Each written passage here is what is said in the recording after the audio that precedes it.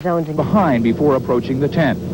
Inside, the two sides met for about 2 full hours around a simple table to work out the details of a ceasefire. The meeting had a long agenda. Topping it was the issue of the quick release of prisoners of war and a guarantee of no more hostilities.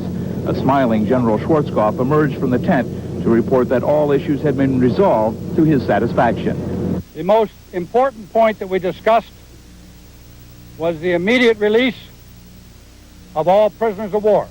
At the top of the Iraqi agenda was the withdrawal of coalition forces now deep inside Iraq, something General Schwarzkopf said could occur soon. The Iraqi delegation told the coalition members that they would take the proposal back to Baghdad. The Allies had phone lines available at the meeting site. The Iraqis no longer have a communication system. It was taken prisoner shortly after the war began when his plane was shot down over southern Kuwait. Today, friends of the pilot say they're more hopeful than ever he'll come home, and they'll believe it when they see it. There's always hope, sure. I would say the anxiousness went up another notch. Of course, these awful long hours in between those kind of words, and we're of course very hopeful.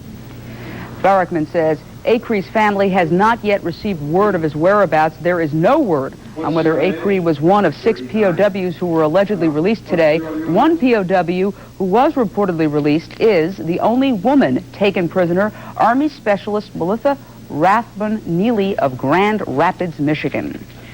Before today's big meeting between Iraq and Allied leaders, Baghdad radio reported Saddam Hussein led 2 of his own meetings with members of his Revolutionary Council. Saddam reportedly met with other Iraqi leaders to discuss rebuilding the nation and restoring basic public services as soon as possible. But meantime, opposition against Saddam Hussein continues to grow in Iraq. Refugees fleeing say there were several demonstrations against Saddam Hussein today. Allied leaders believe he will eventually be toppled.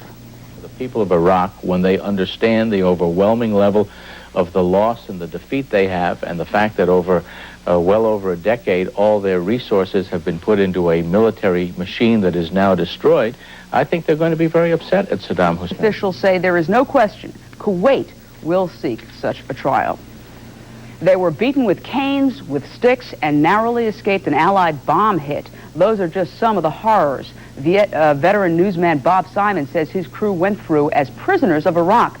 Simon and his crew landed in London last night, and it was a heartfelt moment as the men got off the plane free from the Iraqis. They are being treated at a hospital there for a few days before finally coming home to their families.